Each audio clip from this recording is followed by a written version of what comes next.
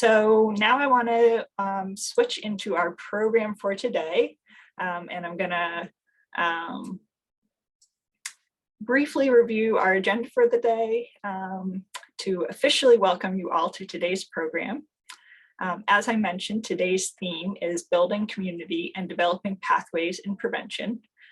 So in today's programs, we're going to focus on programs working to build a community for the future of our workforce in prevention and across the behavioral health continuum.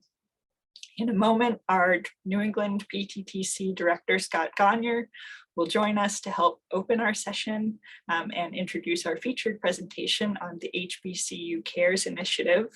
That's a partnership through SAMHSA, the HBCU Center for Excellence in Behavioral Health, and the African American Behavioral Health Center of Excellence.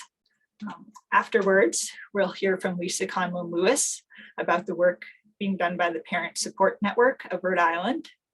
And then Lisa's colleague, Tyrone Jackson, will lead us through a mindful break to give us a little relaxation in the midst of our program.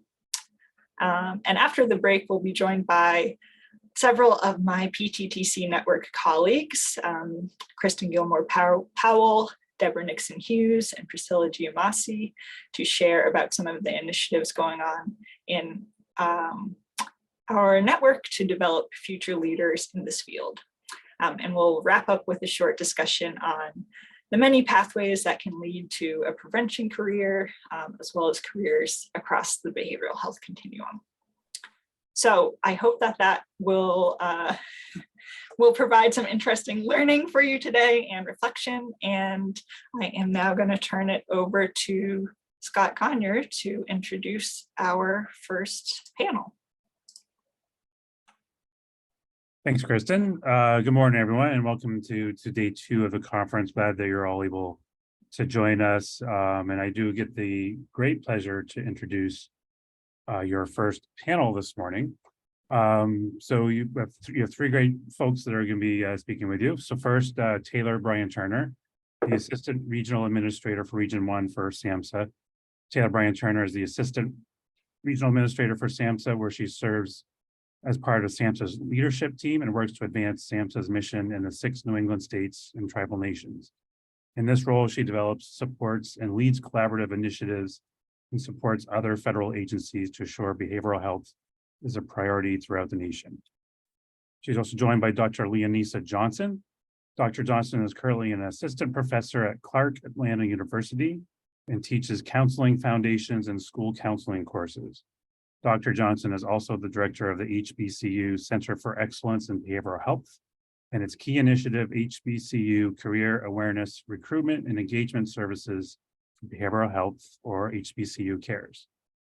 Also joining the panel, Dr. Dawn Tyus, along with her role as the Principal Investigator of the African American Behavioral Health Center of Excellence. Dr. Tyus is also the Principal Investigator and the Director of the Southeast Addiction Technology Transfer Center, member of the Addiction Technology Transfer Center National Network, and a sister center to the new African American Behavioral Health Center of Excellence at Morehouse School of Medicine. So with that, I'll hand it over to you, Taylor. Thank you, Scott. We so appreciate the opportunity to host SAMHSA's partners and celebrate their life's work and mission. Workforce, in the spirit of prevention, we hope to showcase that what it takes for scholars and professionals to get involved with behavioral health workforce and prevent this field from leaving, from burnout, from walking out, prevent this field from giving up on inclusion. How do we ensure communities of color feel safe as they provide a critical service? So I'm so honored to introduce Dr. Johnson from the HBCU Center of Excellence in Behavioral Health to tell us all about what it is that she does at Clark Atlanta University. Thank you, Dr. Johnson. Good morning. Thank you so much, Ms. Taylor Bryan Turner, and everyone for having me today. It's a pleasure to share information about the HBCU Center for Excellence in Behavioral Health and our key initiative, HBCU Cares. And so I am Leonisa Johnson, and I am privileged to serve as the director of the HBCU Center for Excellence in Behavioral Health. We are funded by SAMHSA, and we are also housed in the Department of Counselor Education in the School of Education at Clark Atlanta University. And our goal is really to help raise awareness of and offer access to behavioral health fields for diverse students. And because we're HBCU Cares, a lot of our work is grounded, or most of it is grounded in working with students at HBCUs or historically Black colleges and universities. And so on the next slide, there's a little bit of information about sort of how we're set up and what we do, the structure of what we do. So I'll talk about that briefly, and we'll dive in more specifically, I'm thinking, as the conversation continues. But we have sort of three key components of the work that we do in the center. So one is that we have an advisory council, and this is a council made up of faculty, of students, of staff, and even other individuals who are kind of interested in supporting students at HBCUs and also committed to behavioral health work. And so our current advisory council represents we have 8 members that are from 7 different HBCUs. And they also represent 5 different behavioral health fields. So counseling, psychology, social work, psychiatry, and nursing. We also have digital platforms. And so our biggest platform is our website, the myhbcucares.org website. And it's sort of slated as a one-stop shop for information about behavioral health fields, behavioral health related resources and information. But since the program has started, we have evolved and also have digital platforms as well. And so we have our social media, Instagram page, and also a YouTube page where we share other resources, particularly to help connect with students. And then we have a newsletter in the spirit of trying to reach all HBCUs. We have this as a tool to share information about the work of the center, and also to help kind of put the information out there in a broader sense. And then last but not least, I'll talk about our Behavioral Health Ambassador Program, which is something I'm so proud of. This is a program where we're able to select up to 25 students per year for a Behavioral Health Ambassador cohort. These are graduate students or professional students in behavioral health related programs. And so what they do is they engage in outreach to undergraduates at HBCUs. So they deliver presentations about behavioral health fields. They also engage in what we call career chats, which are sort of informational interview type one-on-one style discussions, dialogues with undergraduates at HBCUs. And in return, they receive a stipend for participating in the program. They also receive mentoring and ongoing professional development during their ambassadorship. And then finally, they participate in a conference each year. And so those are kind of the 3 legs of the stool that is HBCU Cares and the HBCU Cares initiative. And I look forward to sharing more in the conversation. But before we do that, I'm going to pass the baton to Dr. Dawn Tyus. I mentioned our advisory council. She is one of our long-serving, wonderful partner and advisory council member, and also does amazing work in her center. And so I will pass the baton to Dr. Tyus to share a little bit about who she is and the amazing work that she does. Good morning, and thank you, Dr. Johnson. Thank you, Taylor, Bryan, Turner, and all of the other individuals who thought enough of the Center of Excellence to add us to the program. And it's always a pleasure to share the stage with Dr. Leonisa Johnson, because we really work closely. We for quite some time. We've been partners in crime and making sure that we are really working and helping students as we really try to have and develop a greater equity for our students. So with that, we're located at Morehouse School of Medicine, which is right across the street from where Dr. Johnson, the HBCU Cares program is at Clark Atlanta. We're at Morehouse School of Medicine, and we're excited to venture upon this work. And who really are we? Like Dr. Johnson, I'll briefly talk about the center, because you can find, of course, more additional information about the work that we do in a lot of our programming online. But we were funded October the 1st, 2020 for a 5-year grant by the Substance Abuse and Mental Health Service Administration. This is the first, we have the inaugural Center of Excellence, when we're hoping that it'll continue to be funded because it is truly a much needed center. Our center was developed to disseminate training and technical assistance and resources to help healthcare practitioners eliminate behavioral health disparities within this large and diverse population. And we know utilizing that word eliminate means that there's a lot of work, but through a lot of our programs, a lot of our collaborative partners, and through our network, we really try to work hard to shine the light on disparities, to also help individuals look at what the issues are and how can we collectively eliminate those. You'll change to the next slide. And how do we actually do this? We have a plethora of programs that are going on, but as we were writing this grant, we knew that there were a vast amount of issues. There were a lot of areas that we needed to touch. So we set this grant up centered around core team. We have a primary coordination team, and that's myself, which is the director and principal investigator, and my evaluator, Dr. Janice Pringle. Dr. Pringle helped us evaluate not just necessarily how many people are attending our programs, but we really are focused on what impact does any of our projects or programs, any of our technical assistance, what impact does it have on the communities that we serve, and how we can continue to enhance that. So our first core team is led by Dr. Ijama Achara, and we're looking at, with this particular core team, they do a lot of work around how can we really transform the behavioral health systems. And so we're working through a leadership institute, looking at policies, looking at really just shining the light. Where are the systemic racism? Where's the structural racism? What is it that we need to do to help systems transform so that it be more equitable? Our second core team is led by one of our advisory boards, which also Dr. Achara is on our advisory board, by Dr. Nzinga Harrison, and it's the culturally appropriate evidence-based practices core team. And what this core team does is really look at, are the evidence-based practices that are out there, are they really culturally competent? What does that look like? What does that mean?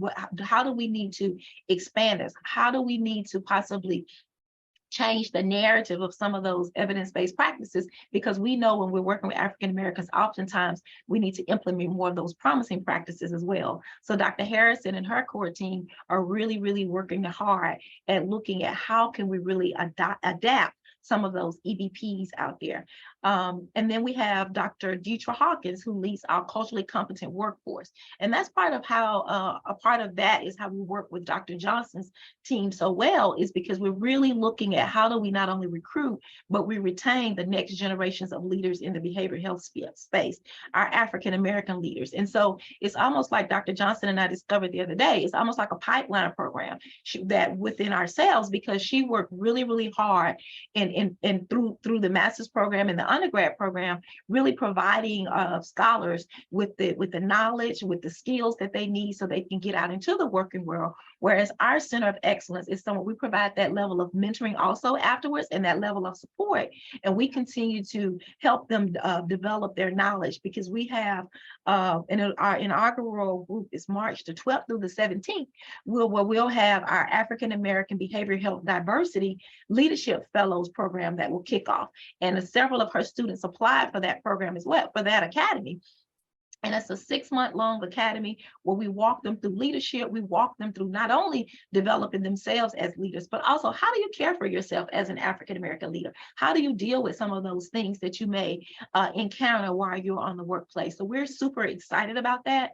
We also, in conjunction with Dr. Johnson, host what we call some millennial roundtables. Wow.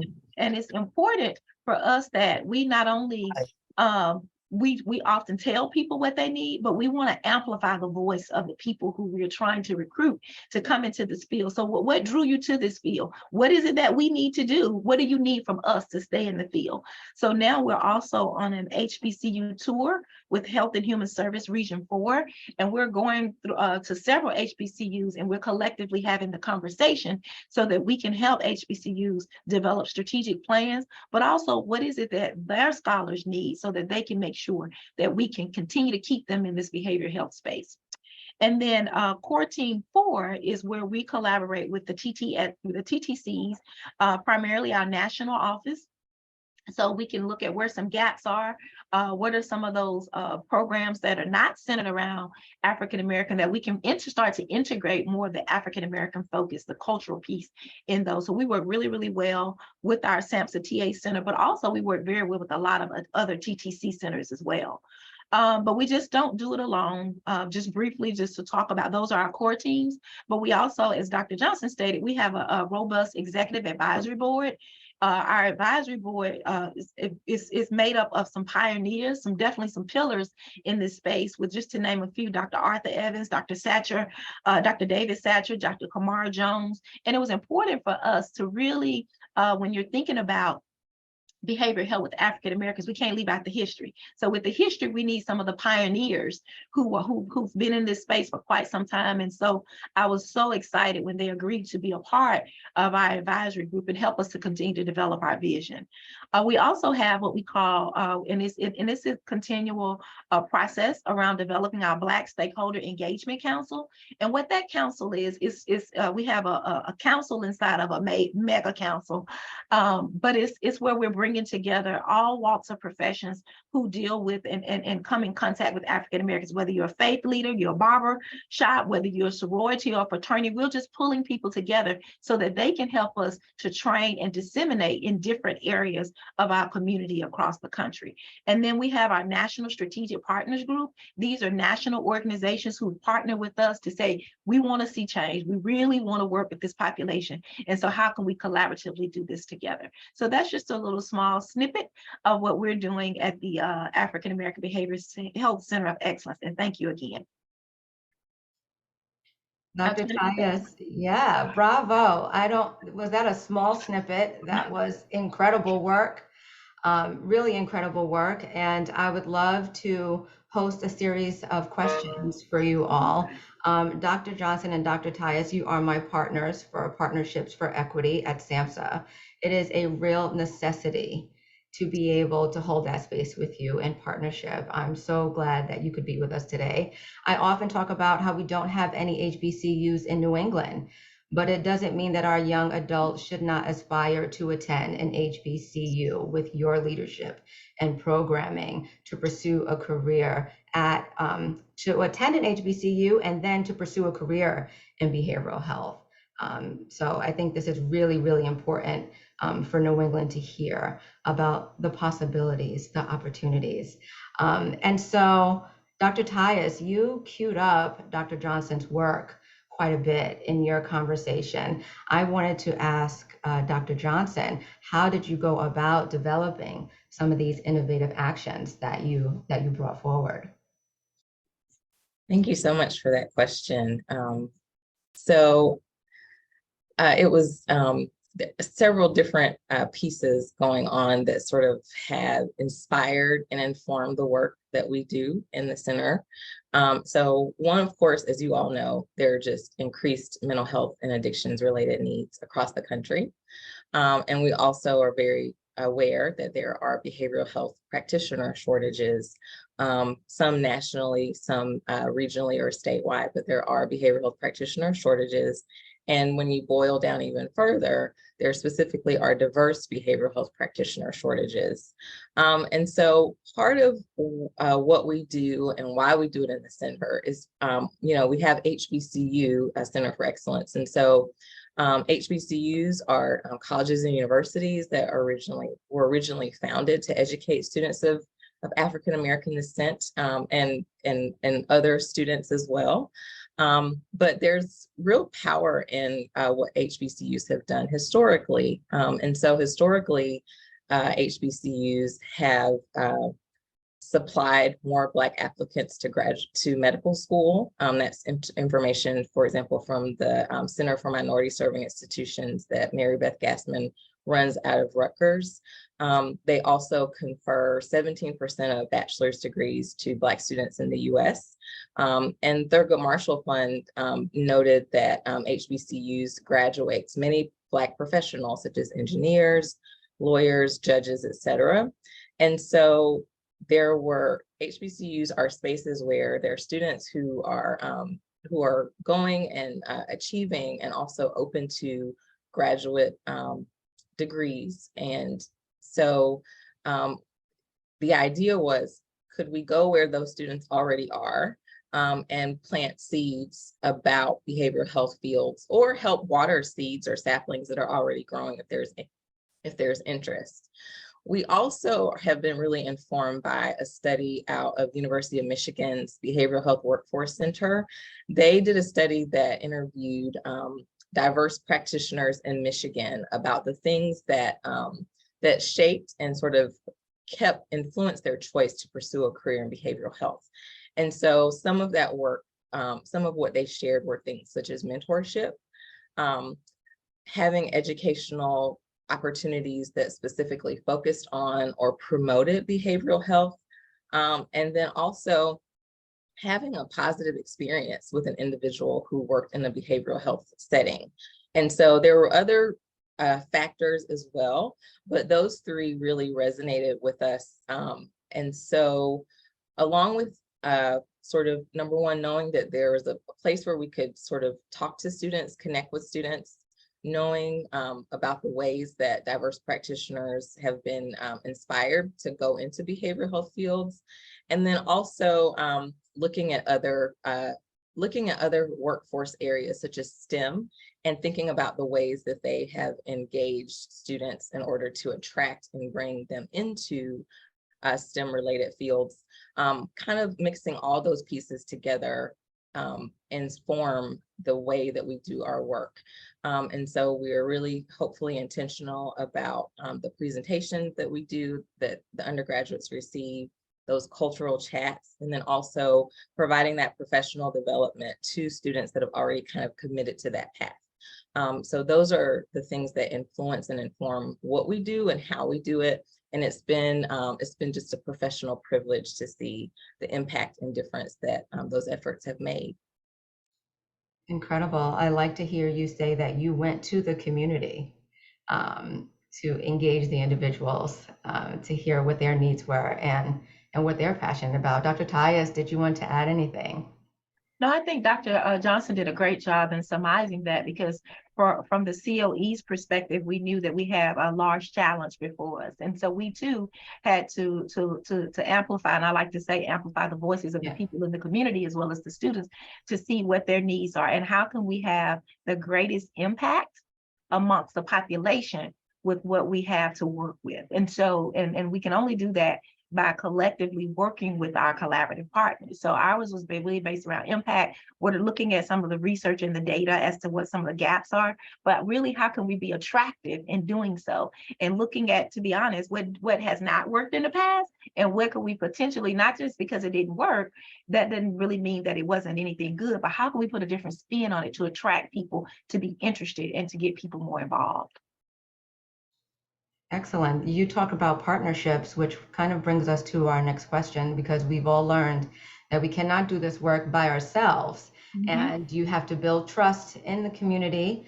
And like you said, Dr. Tyus, make it look appealing. So, and making sure that people feel safe and when they come to you, right, for this guidance and new career path.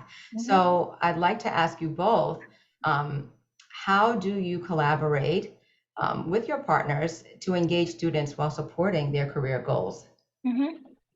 So for us, to be honest, we have, there are several quotes that we use, but one of the ones that we often use is, if you want to go fast, You got to go alone. This work can't be done fast.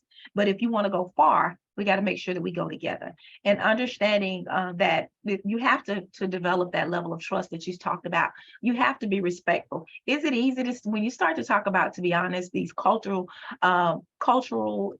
equity conversations, oftentimes you have to show up courageous. People aren't going to look like you in the space. Sometimes you may be the only person in the space, but I do really believe that it comes from a place of internal wisdom, internal peace, and being okay with showing up, even if you don't have the answers, but your willingness to intentionally participate. And so for us, I mean, we're the African American Behavioral Health Center of Excellence, but it just doesn't take African Americans to do this work. We collectively need all people to show up in spirit, to show up willing and to engage, understanding their shortcomings, but also respecting that the other people at the table have shortcomings. And if my daughters would be sitting here, they would probably say, well, this isn't all about you. This is about the people that we serve. So how can I deal with me, but also making sure that we show up and we show up authentically, and that's who you are. So for me, we like to create that space. We like for people to walk in to those space, but in order for people to feel comfortable in the space, you got to create that space. And so, and just being open-minded and your willingness to not work with it's okay not to work with the same group of people all the time, because if you won't change, sometimes you have to change the people that you're playing in the sandbox with. So I'll toss it to you, Dr. Johnson, because I can keep on and on about that. No, I love that. Playing with different people in the different sandbox. And I love it for a couple of reasons. One is because it can be scary. You know, I'm very much an introvert. And so sending that message or reaching out to folks can be difficult. But in the spirit of Valentine's Day, and I heard as I was gearing up to head in this morning, there was a matchmaker who was talking about the idea that your connection could be literally just 1 degree away from you. And so that means that, like, so having a conversation with one person could get you to that bigger, that sandbox, to use Dr. Tyus's metaphor. And so I think thinking about it in the spirit of relationships and relationship building. And sometimes you will have to do a cold call, right? A cold email, a cold outreach, but knowing that the email alone is not going to be enough, you know, being intentional about, well, maybe I need to, rather than reaching out to 50 people, maybe reach out to 10 and then put some care into that outreach, a phone call, a meeting, a conversation. And then in the conversation, having reciprocal conversations about, hey, here's who I am, here's my story, here's what I need. Hey, here, in learning about who you are, their story, and what they need. Sometimes it will all work out and there will be synergy and there's an opportunity to collaborate and connect. Sometimes it won't, but that's still an opportunity. I like to think about it to keep the door open, because now that you've heard someone's story, as other opportunities or resources come along, you may be able to pass those along to that group, or they may be able to share a resource or opportunity with you. And so there's still kind of relationship and connection, and who knows, down the road, there could be synergy in a different way. So I think being intentional about relationship building, thinking about, you know, where else am I maybe needing to build relationships, starting with maybe a conversation, but then kind of following through, establishing a connection, and then just sort of trusting that the connections will grow in the ways that they need to. So that's my Valentine's Day pitch, but I think it's true as we're thinking about collaboration and building those partnerships in a world where we are so connected, but we also can be so disconnected. It's just important to be thoughtful and intentional in those ways. Thank you, Dr. Johnson. Really wonderful. I really wanted this panel to be able to give some tools and nuggets away to the audience. And I think already they have a page full. Show up in spirit is really powerful. And you talk about being 1 degree away from your connection. I really like the word connection today, and having that like-mindedness. You reminded me of what Paxson, my 9-year-old son, often does. They do this in school when people are talking. They say, me too, me too. I feel the same way as you. And we, when you and I were talking, we often talked about, you know, ensuring that we are in the space with individuals, and sometimes it can be uncomfortable to go out there, but walking in the other person's shoes, and Dr. Tyus, like you said, being bold enough and brave enough to ignite those conversations are really important. So thank you so much for sharing. Dr. Johnson, yesterday's panel, we heard from Dr. Wyatt about self-care, access, ability, and permission to care for oneself. She discussed what Black feminism taught her about self-care, and used words like create space, grace and rest, connectedness, and ancestral wisdom. And I'd like to ask you, Dr. Johnson, what are you doing for the mental health of your scholars, your ambassadors, and why is this important? You have a really beautiful saying that you use, which is you want to pour into your students. And I will never forget that phrase because I know we often take, but it is important to you that you are often giving as well. So if you could just dissect pour into your students for us, I'd really appreciate that. Oh, thank you so much. So we've been in this COVID-19 time, and there are a lot of challenges that came with this time, but there are also just a gift, I think, from this time has been the power of space, and the power of making space and providing space. And as we're thinking about students who, I think the other thing is, I think this time has made clear about just how vulnerable communities are and how vulnerable even our students are. You know, they come into our programs excited, ready to go, but then they encounter challenges. And so I think it's important to create space for them to learn professionally, of course, get that professional development, but also to hear from them about like what their needs are, what their challenges are, what maybe what burdens they're carrying or they feel they're carrying, and to determine if there are ways that maybe you can help offer or help share the load. And even if you can't share the load, I think it's important to offer sort of a balance of both grace and accountability. Grace in that, you know, as I'm a school counselor by training, so thinking about the fact that students run into obstacles and sometimes they are beating themselves up so difficult, you know, so in such a hard way. So just sort of remind them like, hey, you know, breathe, or hey, I know you feel that you're maybe alone on this journey, but you know, I'm hearing you, and just know that there are others that are struggling too, and that you can make it to tomorrow, that kind of piece. I also think it's important that we, along with providing space, provide scripts and models.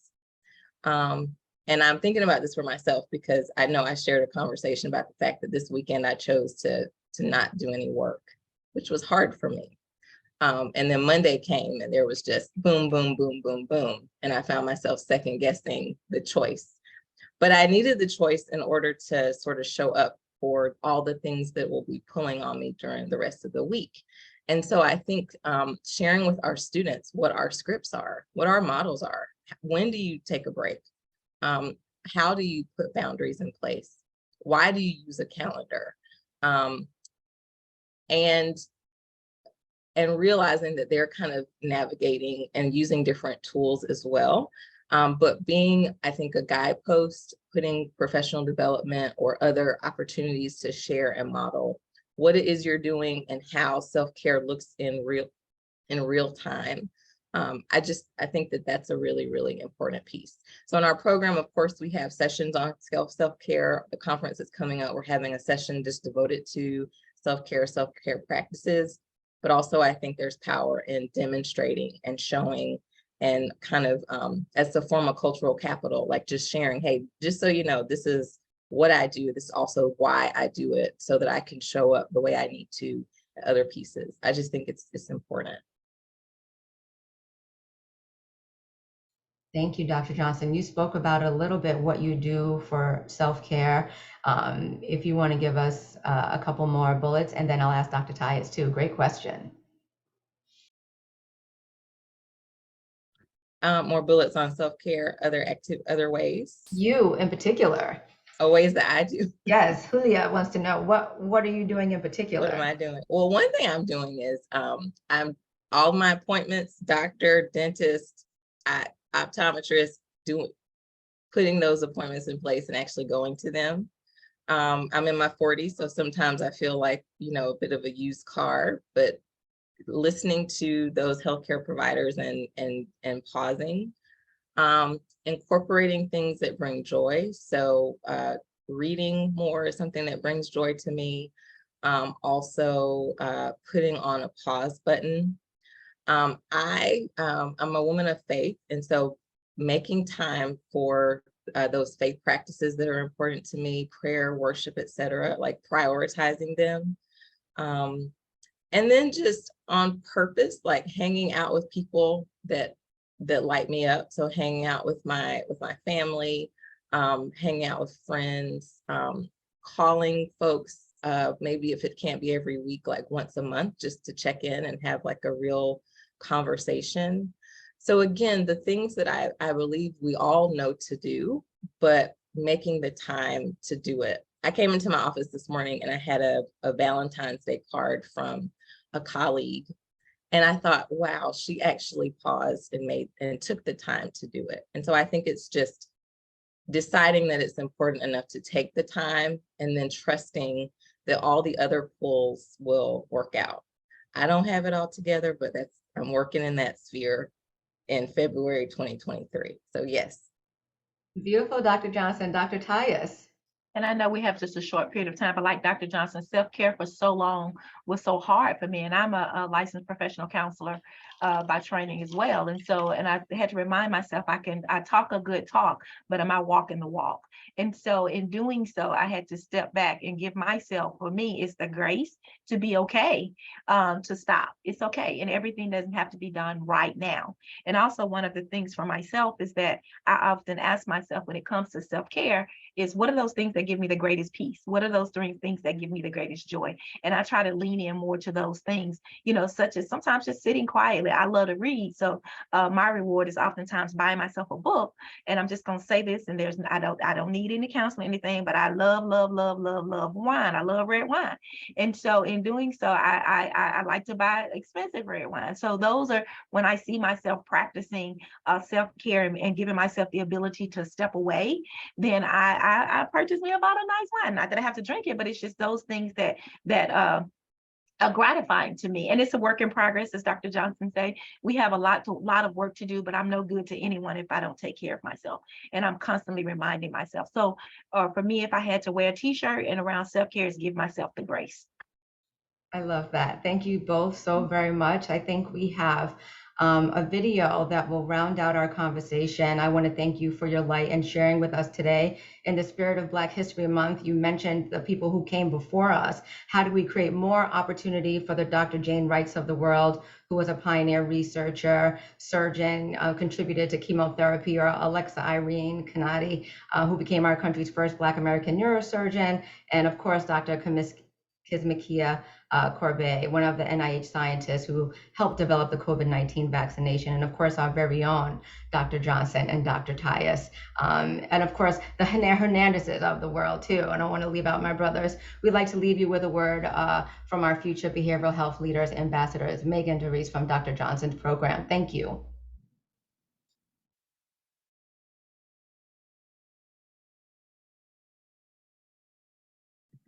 Hi, my name is Megan Therese, and I am a Behavioral Health Ambassador with HBCU Cares. A few fun facts and details about me are that I am from Roselle, New Jersey. I attend Tennessee State University, and I'm enrolled in their Counseling Psychology PhD program. I'm currently on my full-time internship, and I am working with veterans within Veteran Affairs. I love self-care and relaxing activities. And I really enjoy picnics, traveling, warm weather, and finding really great TV shows to watch. Clinically, I have taken a strong interest in behavioral health care, working within interdisciplinary teams, psychological assessment, and trauma-informed care. Also, where I'm training currently, it's really centered on whole person well-being. And my identity as a first-generation Haitian American woman really impacts and informs my awareness and sensitivity to overall contextual factors and multicultural factors. And it really fuels my passion for social justice causes. I really enjoy what I do. I really enjoy training and working within the field of psychology. And I want to continue working within behavioral health to support people that are impacted by co-occurring mental health and chronic health disorders. I really think that there is a strong impact that the two have on one another and on an individual's life. And I want to be part of a team and a system that supports people in managing and overcoming those hurdles. I'm really passionate about this field, and I just want to be helpful and impactful to help people work past any setbacks, obstacles, or traumatic experiences that may negatively influence them in their life. Training within this field has been extremely rewarding. It's something that I am strongly passionate about, which I've mentioned a few times. And I just want to encourage you, if you have an interest in psychology or in any field related to behavioral health, please reach out to HBCU Cares. You can get connected to someone like myself or another HBCU behavioral health ambassador who can help you along your career and educational journey as you navigate and have any questions that may come up. So thank you for your time.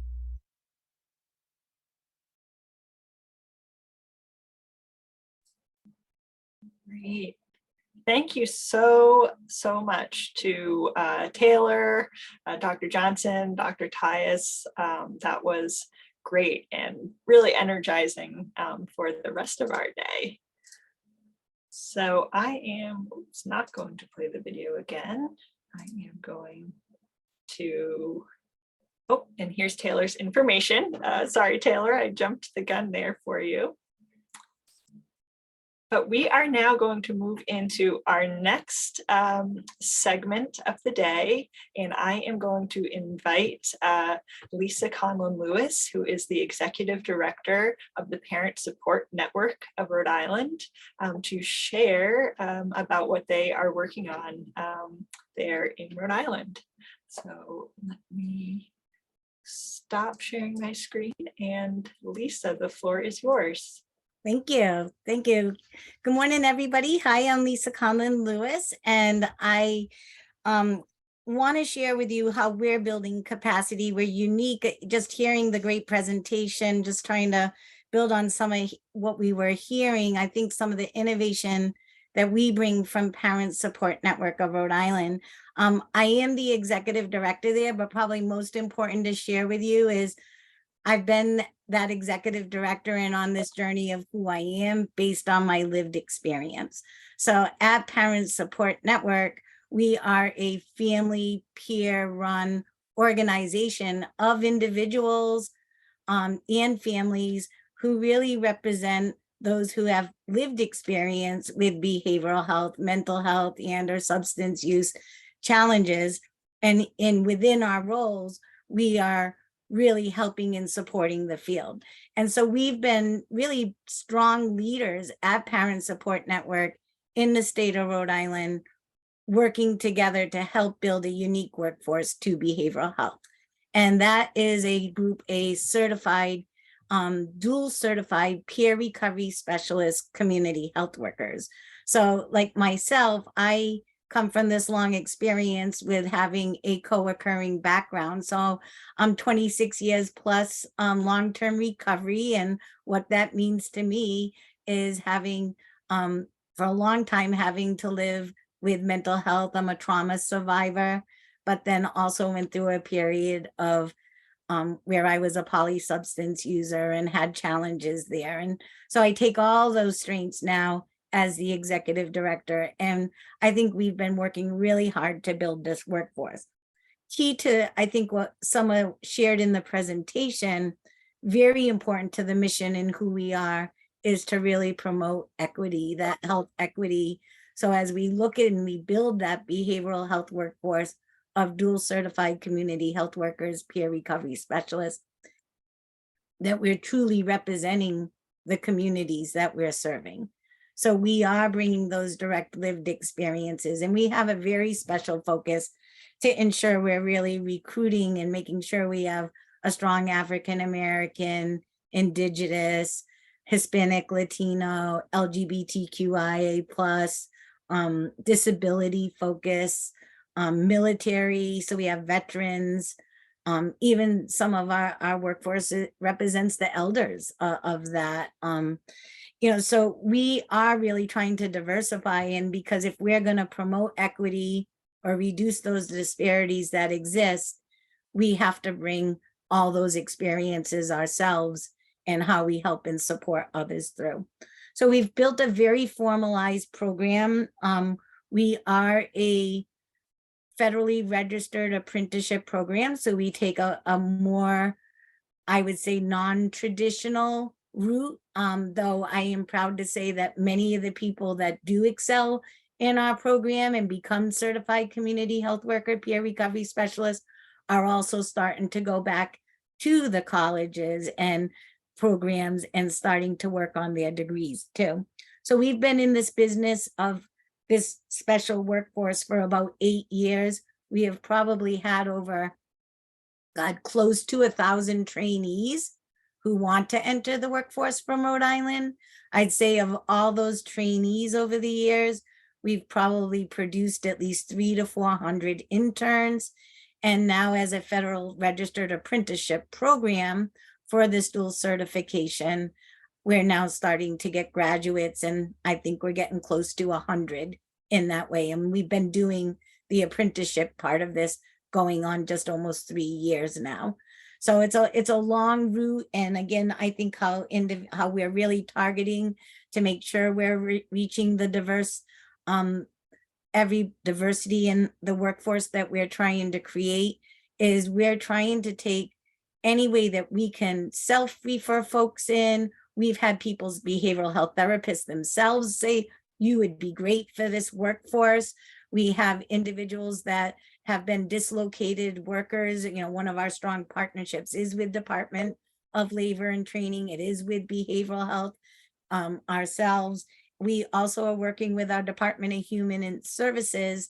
And again, we have a large population of families, especially parent caregivers, who are on assistance programs like SNAP or TANF and such. And again, many of them bring strong lived experience that would be great to help others through this work. And we do target the colleges and that, but we go to very non-traditional places, and where people receive services is the most places you're going to find, because at the heart of that work is our ability to really be able to show that we went through the theory of change and that change within ourselves and became very empowered and now empathetic to helping others. So it's a very mutual aid work that we do.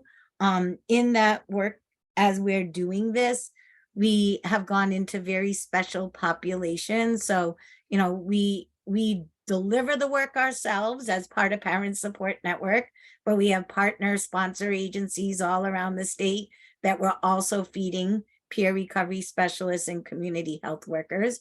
We're very much focused on meeting people wherever they are and whatever that social determinant of health that might be needed. So again, we're not waiting for individuals to have a diagnosis, though many of them do. We're going to meet people wherever they're at, and many times meeting their basic needs, such as housing or helping them to get into treatment, detox, residential, whatever. We're doing whatever we have to support them or that need for them in that moment so that they can make that bigger connection and feel stronger within themselves. We use a wraparound process model. So wraparound is a big part of our training. Everybody has to go through all the required foundational training. So for a community health worker, that might be 70 hours of direct training just as a foundation, but then they have to get 1,000 on-the-job work experience hours. Or for our peer recovery specialists, they actually have to get 46 hours of foundational in, then they have to get 500 hours of work experience, and then they actually have to take an exam. With our community health worker, we advocated, again, part of that health equity was, especially for English as second language learners, we needed to really say, hey, let's build a portfolio instead, because testing and exams are really hard for a lot of our folks. And so if they can show their experience and demonstrate their experience through portfolio versus exam, and that has been huge and helpful. And again, some of those same people that were there 4 years ago, maybe coming in through a portfolio, are now starting to look at college and go to college and that. So I think being able to show how will we bring in, when we're talking about a registered apprenticeship program, we're talking about 144 hours of training per year. I was so glad that self-care brought up, because as you think about this workforce and who we are, we've come through all these lived experiences. We probably have had complex trauma in our lives. Now we're helping individuals who feel some days discriminated, stigma, oppression, their own complex trauma. So we got to stay pretty healthy in this game. You'll get to hear from Tyrone at the break. Tyrone actually went through this whole program with us. And then at the same time, Tyrone brought all these great new strengths and energies, and he saw self-care at the heart of it right from the beginning. So now he's our wellness director, and he's really helping and supporting to make sure that we take care of ourselves as much as we're taking care of others. And that is all built into our curriculum, along with being trauma informed. So we have a very formalized curriculum, very formalized levels. We now begin to focus on special populations in the recovery world, but also at the same time, we work and take care of children and families, and we are the Prevent Child Abuse Rhode Island chapter for the state. So we really believe in a model of intergenerational, and actually what we hear from the experiences from our African American and other diverse populations have been talking to us about the experience of what it is like to live in intergenerational trauma and what that is like to carry, and the healing that needs to be there and that connection. So as we're helping and building this workforce, we really can self-relate to a lot of these experiences, and people do start to feel safe and trust. We have to give a lot of support service to the population that we are working with. So it's not unreasonable that sometimes we're paying for cars to get fixed. We're paying for insurances. We're paying for childcare. Those types of very supports, for us, we were like, people are saying, well, we're having really a hard time making sure that we're hiring Black, Indigenous, people of color. And I started to say, well, they don't have the cars to drive. I said, but they can work with folks in urban communities, and we can teach them about transportation and all those transportation pieces. But we're also working with our staff to get to a better place around transportation for themselves.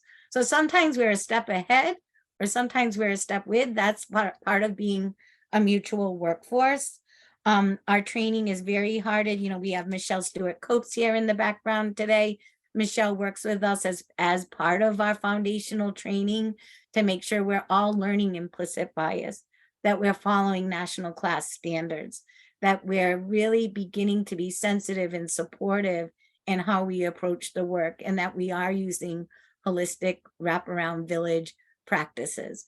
So these types of things really help to strengthen who we are and helps to make change. But I would say most important is meeting people where they are at has been the biggest strength that we have had, because then we may think that they really need to get into really their treatment for their behavioral health. But until we can help them meet their basic needs and help them feel safe, will they even engage in treatment for their behavioral health? So we're sort of those brokers, those connectors. we're the glue that sort of sits behind everybody and bringing everybody together and helping that person really feel like they're driving their behavioral health care. And again, I think our lived experiences help us bring that. So I could go on, and just happy to share the innovation and the non-traditional approach we are taking to this work with everybody here. Thank you. Great. Thank you so much, Lisa, for sharing that.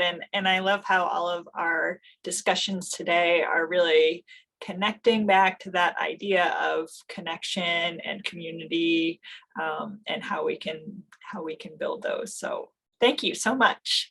And I am very happy to now, we are at 12 o'clock, so we're right on schedule, which is fantastic.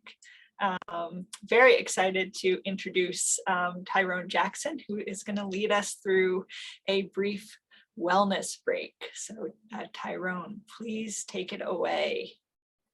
Thank you very much.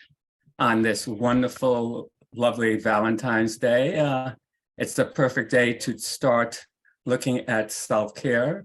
And of course, when we reflect on self-care as an aspect of our own self-love. So we are going to create a space. The space that we're going to create at this time will be an inner space, a space for ourselves, for recognizing what we need for ourselves, and to give that time to receive it from ourselves. So I ask that everyone have their feet planted squarely on the floor. They're sitting up as straight as possible. Your hands on your laps or on your armrest, whatever feels most comfortable for you. And I ask that we start with a really nice, slow, deep breath. So you can even feel your chest expand. Just hold it there for a second and then release it. Take another breath in, slowly filling the lungs. Second, and releasing it. And as we do this, as you continue to breathe in slow and breathe out slowly, we can imagine ourselves standing on a beach right at the edge of the water. So with every breath that comes in, we see a wave come in, and it comes really up to our toes. And every time we release our breath, the wave goes out. At some point, you may even hear the wave as you breathe in and as you breathe out. At the same time, we're checking our shoulders to make sure they're relaxed, releasing any tension that we might discover in our body as we begin self-love and allow ourselves to feel it deeply. As we breathe out, we release all those things that may get in the way of the love that we have for ourselves. As we breathe in, we take in more love in the form of self-care. And we allow this feeling to nurture our bodies. And as we breathe out, we release any stress or tension that we've collected throughout the day. As we breathe in this time, we recognize our own greatness. And we allow ourselves to hold it just for a moment longer to recognize how great we really are. And as we breathe out, we let go of the doubts, the fears, the insecurities. As we breathe in, we bring in the softness of our life, that we may relax even more.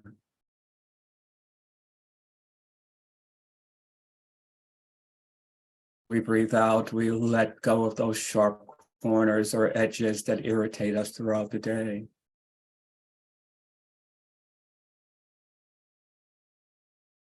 And on this breath, on this precious breath in, we bring in freedom. The freedom to grow, the freedom to accept, the freedom to understand more than we might have understood before. And as we breathe out, we let go of those blocks that get into the way, the doubts, the prejudice. And on the next breath in, you may choose to bring in what you wish for yourself.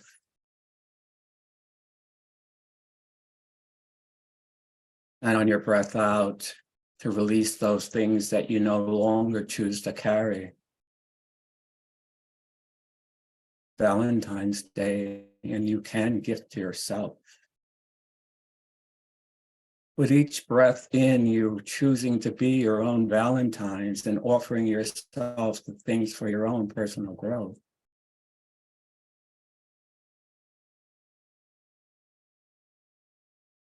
And with each breath out, you choose to let go of those things that you've carried for much too long. Get in the way of your self-love, your self-care. On this breath in, you may find yourself surrounded by your ancestors. They have all come to tell you of your own greatness. They've come to share their grace with you. And with each breath out, you realize that this moment is the moment that's just for you. You needn't go anywhere. You needn't do anything. Just have to be that which you are. Each breath in, you recognize how full you are, how much more you are than you thought before.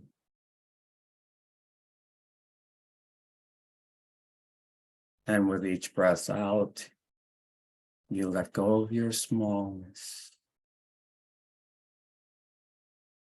So as we take in one more deep, slow breath, give to yourself whatever you choose.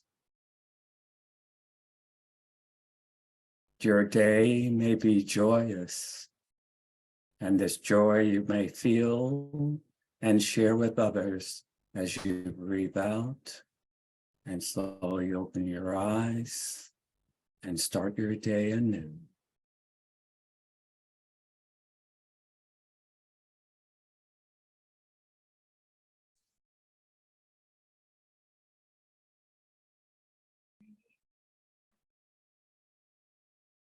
Thank you so much, Mr. Jackson. I feel reinvigorated, and thank you for that reminder of that here on Valentine's Day, we can give a gift to ourselves and the gift of breathing in and relaxing and knowing our own strengths. So thank you so much. And I can't tell you how thrilled I am that we are on schedule for the day. So we are now going to move in to our next segment of the day. Again, continuing our kind of focus on community and how we can build a future for our partners and our future members of the workforce. I think that this presentation also aligns really well with what Dr. Johnson and Dr. Tyus shared about the HBCU Cares initiative and building our behavioral health workforce. So I am, let me share my screen again. Here we go.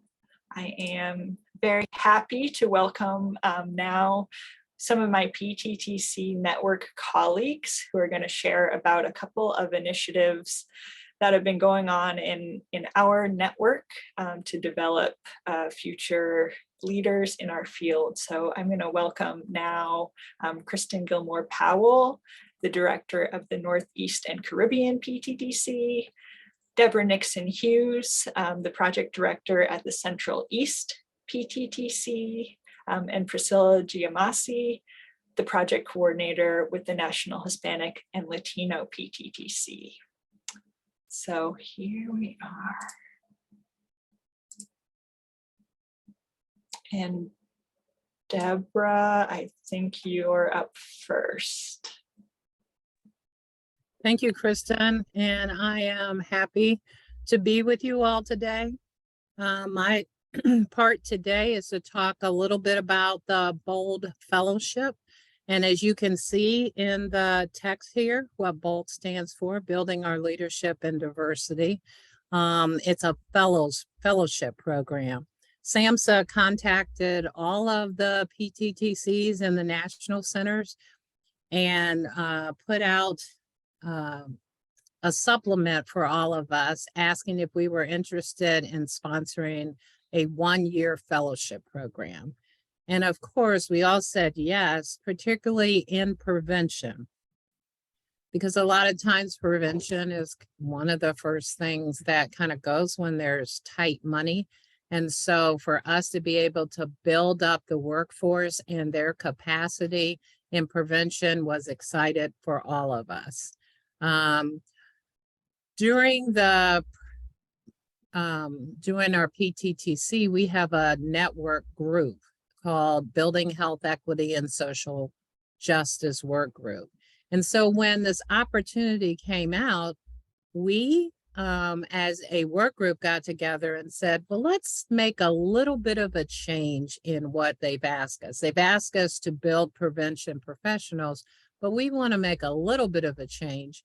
And so we talked about developing or identifying fellows from HBCUs. And that's how we kind of all started. We wanted to build the workforce of African-American prevention workers. And we were going to recruit folks from our HBCUs.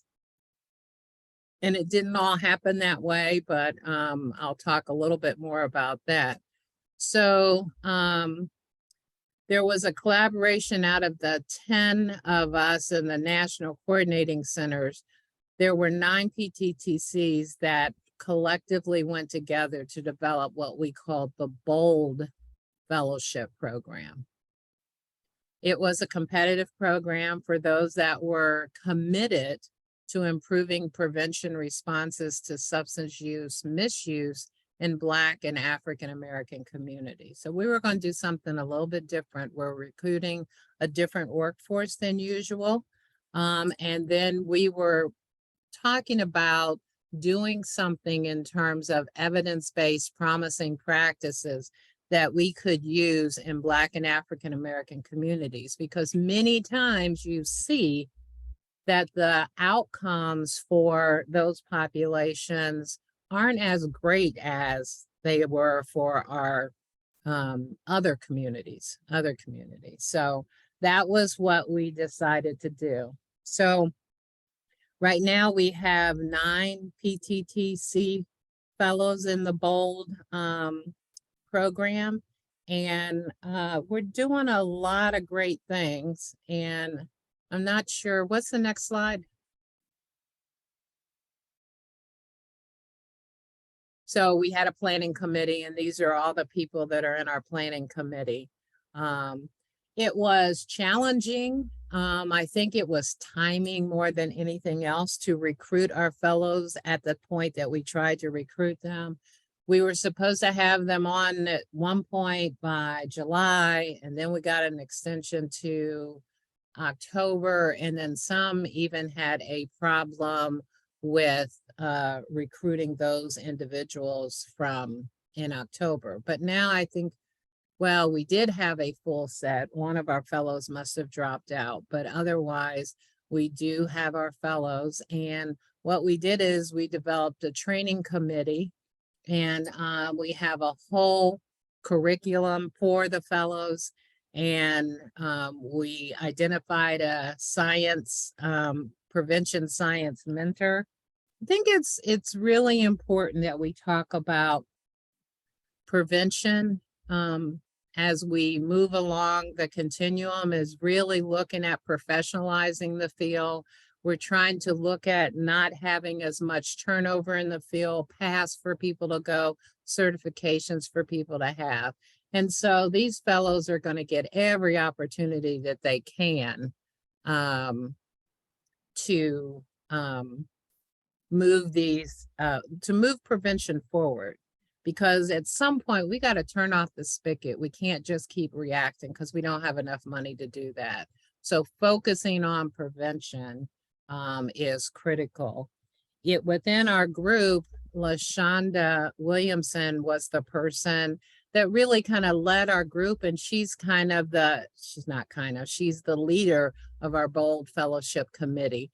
And we meet on a regular basis to ensure that we're online and doing all the things that we need to do. So I'm not going to talk about it much more than that, but just to set the foundation to let you know who the Bold Fellows are, what they're doing, how many we have. And I'm going to turn it over to my peer, Kristen Powell, who's going to talk more about what that training curriculum looks like and how we're moving forward. It is a 1-year fellowship. So Kristen, it's all yours. Thank you, Deborah, for kind of giving kind of an overview of our vision of the Bold Fellowship. Kristen, if you want to go to the next slide. Like Deborah said, we really got together with many of the PTTCs around this Bold Fellowship program and vision to really focus on prevention within Black and African American communities. And when we went through a very competitive process, and we have awesome Bold Fellows that are diving into the work. So I just wanted to provide a little bit more detail on some of the key components that the committee that Deborah mentioned kind of developed as part of this. So the first part of the Bold Fellowship program really is a practical placement within a state or jurisdiction. So you can see on the slide, some of our Bold Fellows are placed in, these are some of the states, so California, New York, all across the country. And for the most part, our Bold Fellows are placed within the state or jurisdiction office or department that administers prevention services for the whole state. And so they're getting a real practical experience within their placements at the state. And then the second real important component, like Deborah mentioned, is that we have a prevention science mentorship program as part of this. So the Bold Fellows meet within as a cohort under the mentorship of a research scientist mentor. And the PTTC Bold Committee hired Dr. Antoinette Farmer, who is Professor and Associate Dean of Diversity, Equity, and Inclusion at the School of Social Work at Rutgers University. So Dr. Farmer meets with the Bold Fellows as a cohort twice a month for mentorship and knowledge building. And she really developed this as sort of like a graduate course within prevention science. So the focus is on building competencies and knowledge and skills that our fellows will need to become an effective prevention scientist. Another part of the mentorship is professional development. So each Bold Fellow has individual time with Dr. Farmer to, they're already in the process of developing their own professional development plans, so that once they're done with this year of programming, they sort of have an idea of what their next steps are.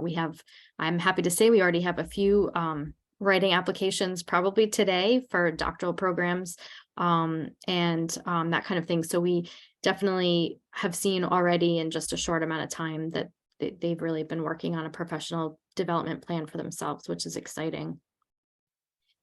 The BOLD, the mentorship, it kind of runs like a course. So there was a fall semester syllabus, and they really kind of were given a real introduction to Prevention Science 101. So the competencies and knowledge around prevention science. The spring semester, which just started in January, is really focused on a group research project that the BOLD Fellows are just starting on. So that kind of brings me to the third element that I wanted to talk about and we're very excited about. So the BOLD Fellows are working as a cohort. So under the guidance of the PTTC network, the leaders, and then the research scientist mentor, to create a substance misuse prevention inventory focused on programs and practices that have cultural responsiveness and effectiveness for use within Black and African American communities. So the real purpose of this inventory is to increase the use of evidence-based and promising programs that have shown to be culturally responsive, culturally adapted, and effective within Black and African American communities. So the BOLD Fellows have already met with some developers. They've also met with several prevention scientists that have conducted similar prevention inventories like this. So they're right now starting the research to kind of examine programs that have made intentional adaptations for Black and African American communities.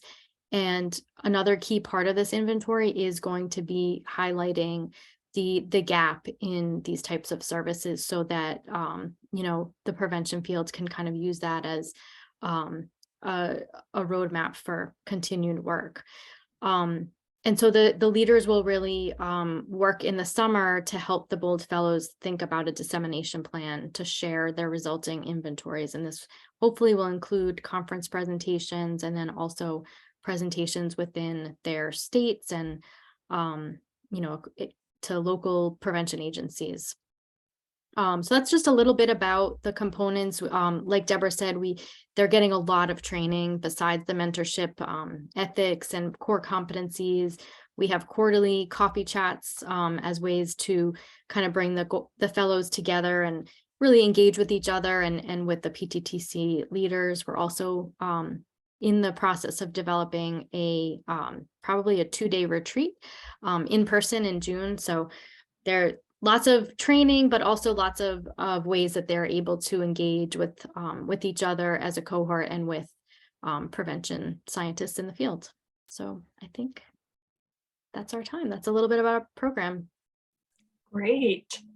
Thank you. So we are going to switch over now and hear a little bit from Priscilla, and then we may have a minute at the end to circle back for Q&A from all three of you. So I will hand it off now to Priscilla. Thank you. Thank you, Kristen. Thank you, everyone. Hello, good afternoon, buenas tardes, boa tarde. Thank you, New England Region 1 TTCs for the invite. I am very honored to be here with you all today.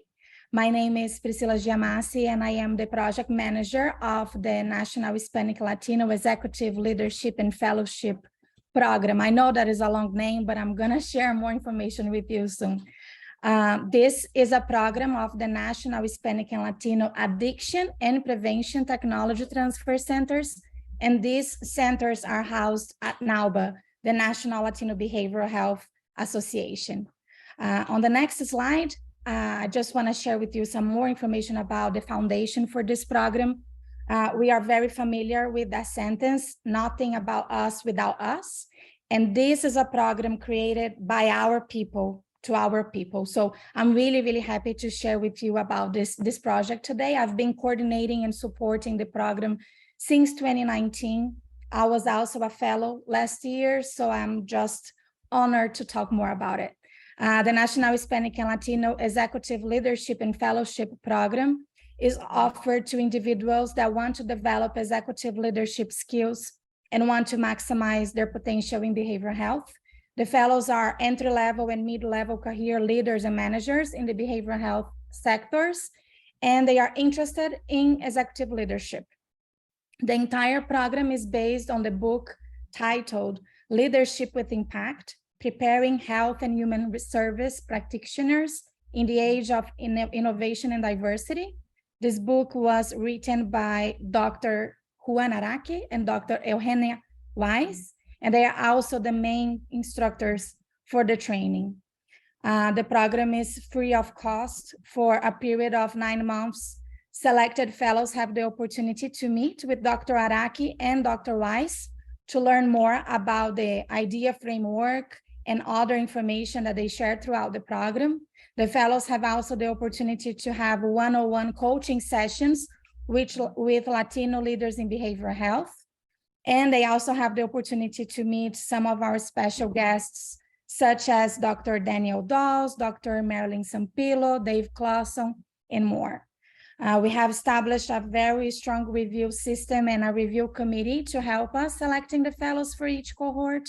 It's not an easy task. For this year, for instance, we received 90 applications, 90, and we only had 25 spots. So it is a challenge, but we are very grateful for the review committee's support on this process. At the beginning of the program, fellows are asked to complete a pre-test survey. So in this way, we can measure their knowledge and their level of understanding around assessment, policy issues, innovation, evaluation, diversity, and other topics. Then we ask them to complete the same survey at the end of the program to understand how we were able to move the needle and how we were able to transfer the knowledge. We also have the GIPRA at the end of the program. That's an evaluation provided by SAMHSA, and we can measure their satisfaction overall about the program and also give the fellows the opportunity to provide us some feedback so we can improve our training efforts. And we do try to implement some of their feedback for the next cohort. So this program already started great, and it's just evolving and getting better and better throughout these last few years. We graduated 45 fellows since 2020. And last year, we also offered some awards for the first time, and we were able to celebrate and recognize some of our fellows. On the next slide, I just want to share with you some highlights and some of the enhancements that I just mentioned to you that we do take in consideration when they provide their feedback. We have 25 fellows currently attending our program. This is the largest cohort that we ever hosted so far. And it's also the most diverse group that we have in terms of location. We have 17 states represented. We have a lot of different backgrounds in terms of ethnicity. We have Hispanic and Latinos from Puerto Rico, Mexico, Guatemala, Dominican Republic, and more. We have professionals from different sectors in behavioral health. So we have people from prevention, treatment, mental health, peer recovery specialists, clinicians. And we have a variety also in terms of gender and age. So it is definitely a very powerful group. I mentioned on the previous slide that we take their feedback into consideration, and we do try to implement some of their suggestions to improve the experience for the next cohort. So just to give you some examples that we are offering for the current fellows that started the program just last month. The previous fellows asked us to give them more time. They usually meet once per month, and they wanted to have more opportunities to be in community with the fellows and with the instructors, with their colleagues. So for this cohort, we are actually offering some additional roundtable conversations we added throughout the course of the program. And we also included a booster session at the end of the program. Even after the graduation ceremony, they will have another session that we can exchange ideas and understand how we can continue to support them even after the completion of the program. We are also implementing this year a pilot mentoring program where previous fellows are returning and serving as mentors for the current fellows. So we have right now 3 mentors that volunteer to help and mentor 3 fellows to be part of this pilot. And we cannot wait to see and to hear what they are going to share with us at the end of the program and learn more about their experience in being mentors and mentees. Last year, I was a fellow and I had a colleague from Brazil that we just met in the Leadership Academy, actually. And it was so nice. Sometimes we have some breakout rooms activities. And every time that they put me with her in a breakout room, we could just exchange information in Portuguese.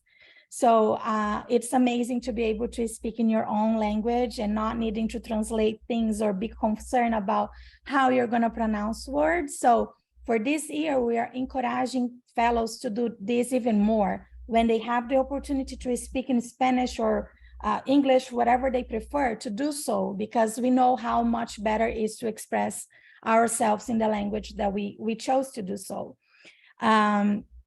Some of the assignments that the fellow needs to deliver and complete throughout the program include presentations that they have to deliver in front of the class. So we are also offering them a special workshop to give them more information and more skills very specific to communication and presentation, so they can feel more prepared and more empowered to deliver their assignments. And we also included a graduation ceremony this year. We had already last year, but for this first time, this year, we will also encourage fellows to invite their family members, their friends, their colleagues, their leadership, everyone that they want to invite to be part of their graduation and celebrate this accomplishment with their loved ones. On the next slide, lastly, I just want to share with you some of the outcomes that we noticed throughout the National Hispanic Latino Executive Leadership and Fellowship Program. We receive highly positive from our fellows based on the evaluation data that we collect at the end of every cohort. For instance, last year, 100% of the fellows said that they would recommend the program to a colleague. Fellows naturally become ambassadors. A lot of our current fellows learned about the program because of another fellow that completed the experience and shared with them and encouraged them to apply. We also have fellows that after completing the program were hired as employees of the parent organization NALBA and the National Hispanic and Latino ATTC and PTTC. Dr. Susie and Anna, for instance, they are working with NALBA in the centers right now. We also have fellows working with us as subject matter experts. So they deliver trainings for us, they attend training of trainers for us, they develop materials, services, resources, and they serve as cultural brokers when we have deliverables and we can rely on their expertise. We do now have fellows serving as mentors for other fellows. So what a beautiful way to give back and serve our people. And most importantly, they are also able to build connections, cultivate friendships, and have a deep and honest sense of belonging. Most of the times, unfortunately, our Hispanic and Latinos communities do not have a seat at the table. With this program, we created the table ourselves, and we are growing our own gente. So thank you so much for this opportunity. On the next slide, you have my contact information. If you have any questions, I'm totally available to clarify them. Thank you. I appreciate your time. Obrigada, gracias. Thank you so much. We did have one question for you, Priscilla.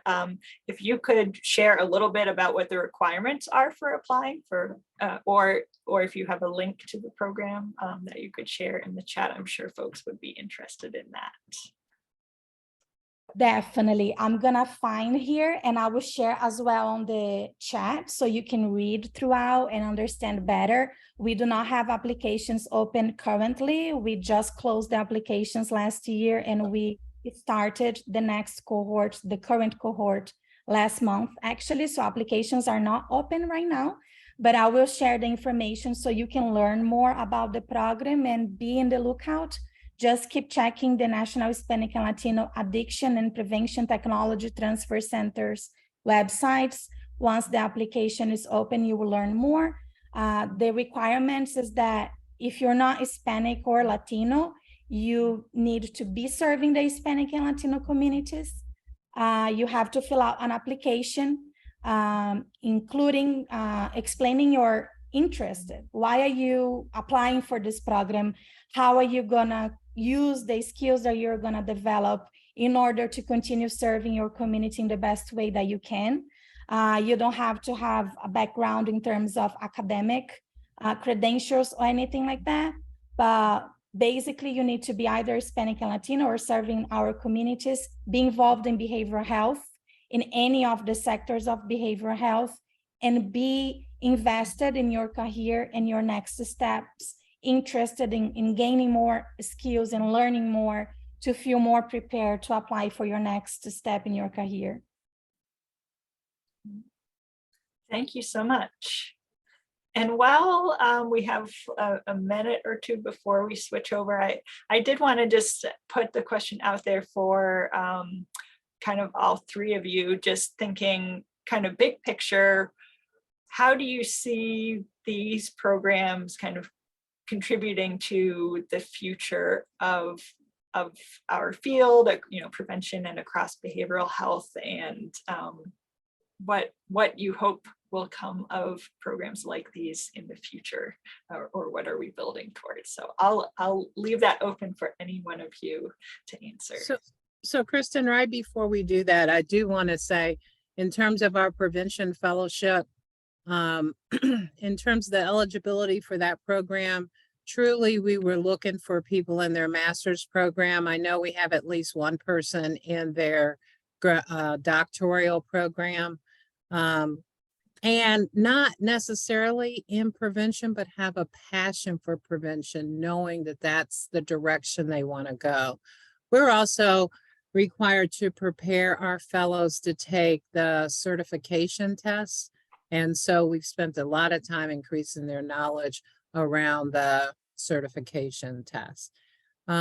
We do not have another supplement for the next contract year. We're in the process of, this is the end of our 5-year contract, but we are all hoping to be, to win the bid for the next 5 years. We are hoping this is a new program. This is something that SAMHSA just put out there.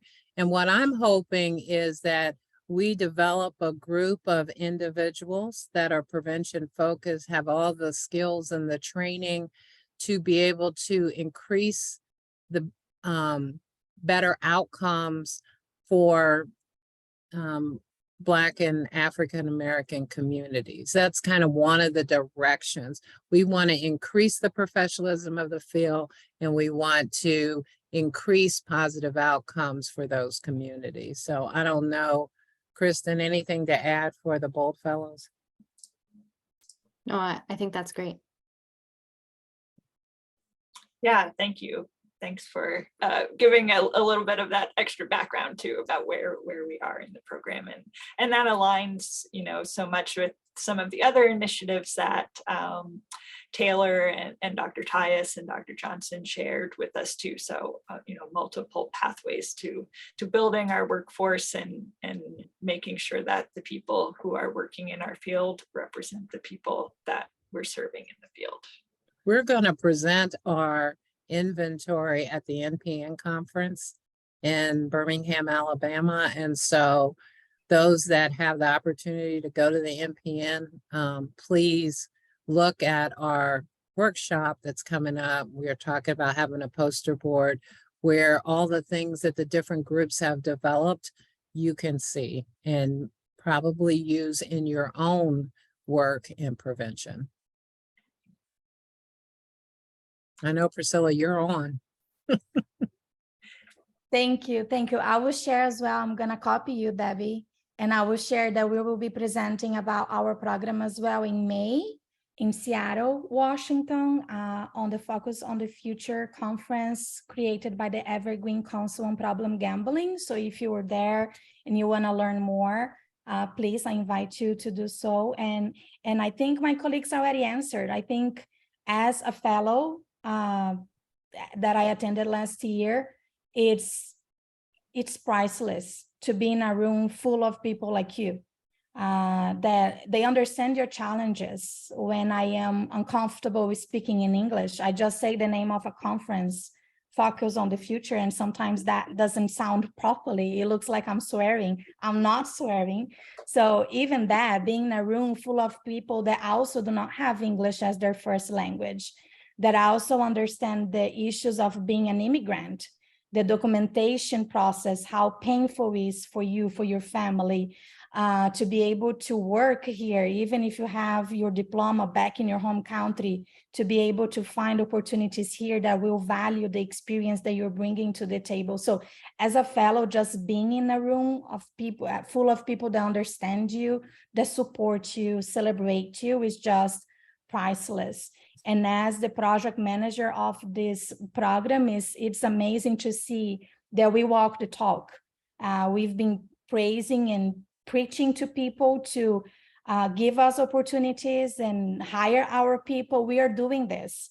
By the end of this year, hopefully, we're going to have 70 people that went through this program, considering the 25 fellows that just started the program last year. And I'm hoping none of them will give up. So how amazing it will be to have 70 people that went through this process, that create connections, that found friends. I have people, when I went to Brazil last year, I met my fellow colleague, I had dinner with her, and we just met through the Leadership Academy. So you find people, you rely on them, we exchange ideas, we talk about some of our issues, and we have friends, we have mentors in our instructors, Dr. Wise and Dr. Araki. They're just amazing. And the other leaders that are there to serve us as well as coaches. Dr. Eva Moya and Alfredo this year are the coaches. So it's just amazing to see that the program already started very beautiful, very strong back in 2019, and it's just getting better as we have the opportunity to learn from our fellows, hear their feedback and implement some of the suggestions. So I'm just hoping that by the end of the year, NALBA and the centers have the opportunity to have another round for another cohort, hopefully, and then we will continue to make the changes that we want to see in our world. Well, thank you so much. It's really exciting, and I want to thank you all for being here and sharing about those programs. And as we move into our last segment of the day, I do want to also shout out to our PTTC and TTC network colleagues in the National American Indian and Alaska Native TTC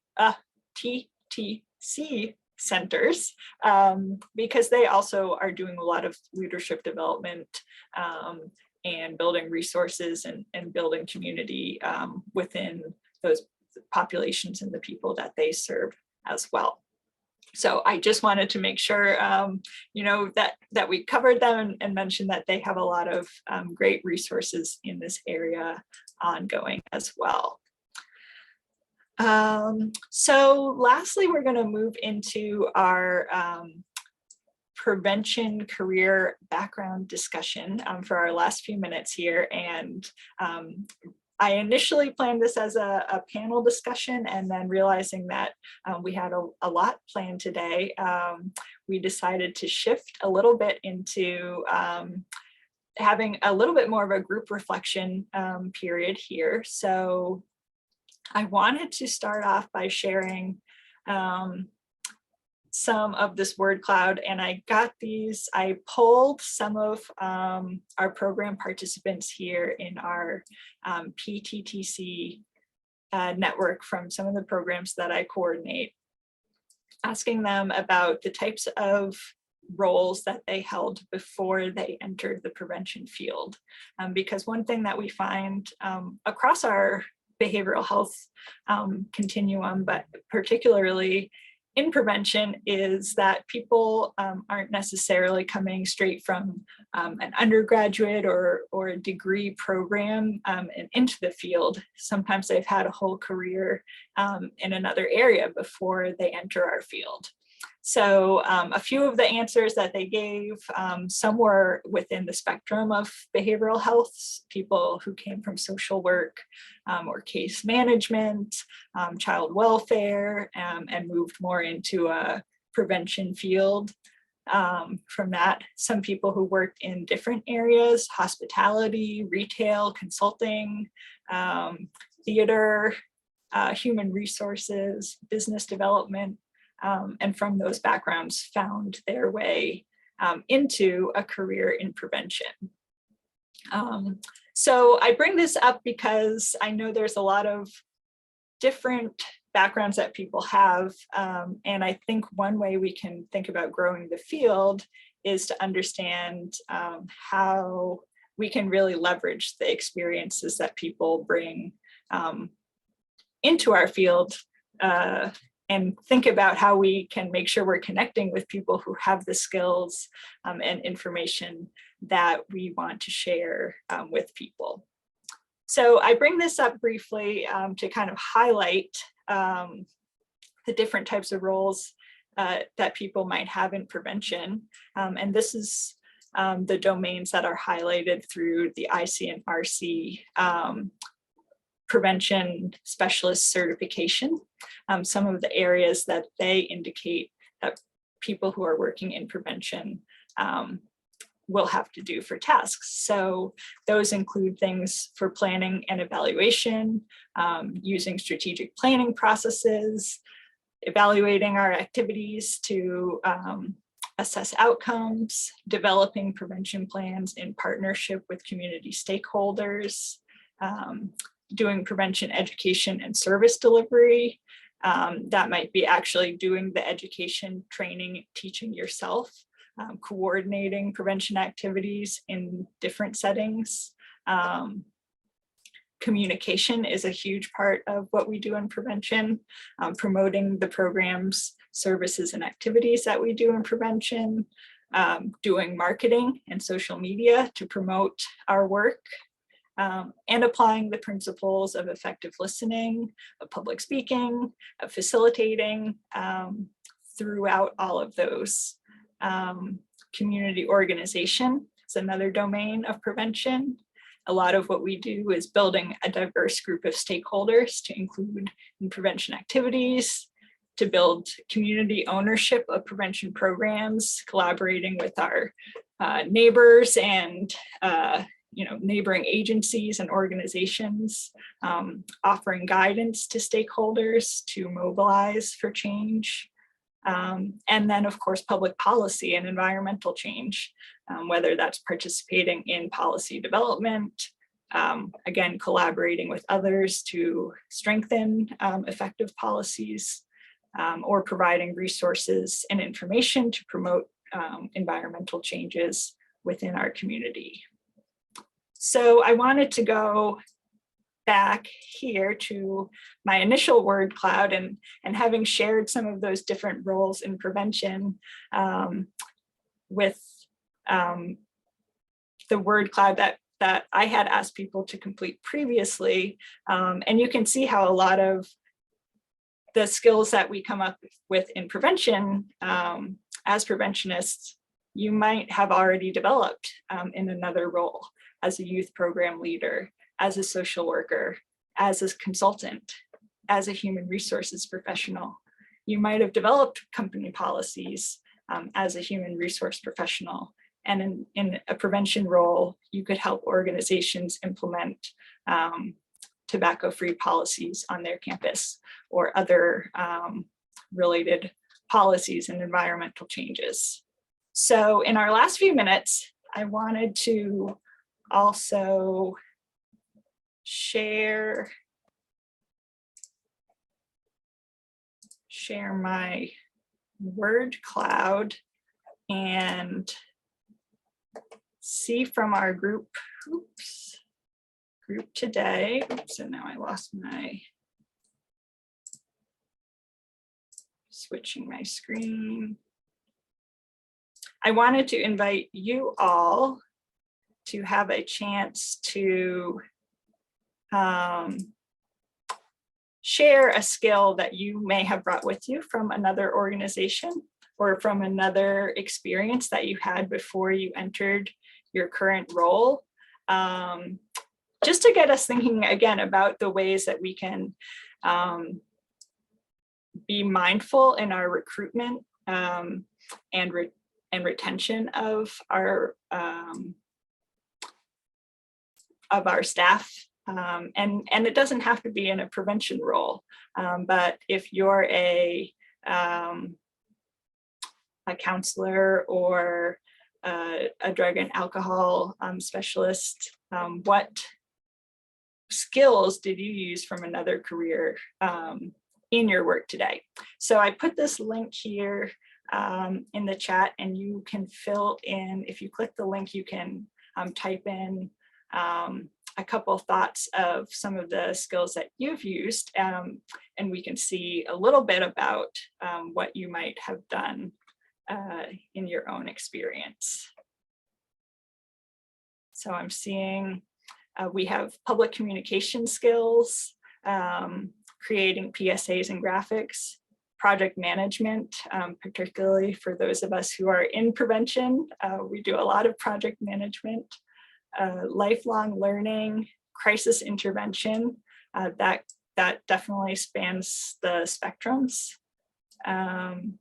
Graphic design, coordinating professional development opportunities, open-mindedness, high school teacher, empathy, lived experience, analysis, being attentive and being present, and crisis intervention, creating assessments, medical and behavioral health, good writing skills, teaching, and I see in the chat as well, lived experience, and absolutely, it doesn't have to be a professional experience, although those are experiences that we live as well, but experiences that come from outside of our work life as well. So thank you all for sharing and participating a little bit in that. And I'm going to switch back to my slides briefly to wrap us up. There we go. So again, as we close out, I just wanted us to think about and thinking back through what the rest of our presenters have shared today, really thinking about how can we use all of these ideas to enhance our workforce. Thinking about recruitment, how do we make sure that we're recruiting from a diverse field of people? And by diverse, I mean those who have a wide variety of lived experience, of professional experience, who come from different backgrounds, and can bring a lot of skills that we may not think of when we're writing our initial job description, but who can really embody those roles. When we're working with project partners, how do we make sure that we're hearing the experience and wisdom that others are bringing to the work that we do together? And thinking again that sometimes our project partners can also be one of our best recruitment tools for bringing people into the field. It's a wonderful way to introduce people to the work that you do and find out more about the skills and talents that other people could bring to your work. And thinking lastly about retention and making sure in our work that we're really valuing the experience that people bring to the roles and strategically developing roles to leverage the skills of the staff that we have and providing opportunities to formalize training or certification of the experiences that people bring to those roles. And I think here about what Lisa shared with the Parent Support Network and the work that they're doing in Rhode Island and working to make sure that people who are coming in and sharing their lived experience have opportunities to become certified through on-the-job training and through additional programs. And that's how we can really build a robust and well-supported workforce. So thank you again to all of our presenters. I think that our theme really carried through today of community and connection and building for our future. So I can't believe, I'm so thrilled that we're on time. With that, I am going to start closing us out for the day. I want to thank you all again for joining day 2 of our regional training event with the Innovations 2023 program. As we mentioned at the beginning of today's program, our funding comes through SAMHSA, which requires us to evaluate our services. And as preventionists in the field, of course, we would want to do that anyway. So a link to the survey will be dropped into the chat box momentarily. You can also use the scan if you have the QR code here on the screen to open up that link. We really appreciate your feedback, which it will be anonymous through this form. And it's helpful to us to provide information both to our funders at SAMHSA and also to assist us in planning future meetings and programs. Again, just as a reminder, attendees providing their email address through the evaluation form or through the registration will also receive this survey 24 hours after the close of today's event, along with a video archive of today's event and the slide presentation for today. So if there is information here in the slides, you'll be able to get that. You'll also receive information on receiving continuing ed contact hours via email after the event as well. I'm going to click ahead here. For anyone who wants to follow up directly with me about today's events, and I'd be happy to connect you to any of today's speakers if you'd like to learn more from them. And lastly, just a reminder that we will be meeting here again, same time, same place for another session. Tomorrow's session will be hosted by our partners in the New England Addiction Technology Transfer Center. We have another great lineup in store for you tomorrow, so I really hope everyone will be able to attend. And with that, I think we can go ahead and wrap up for the day. So thank you again to all of our program partners and for those folks here behind the scenes who are making sure that all of our things have been running smoothly. So again, thank you to our partners there and hope to see you all tomorrow.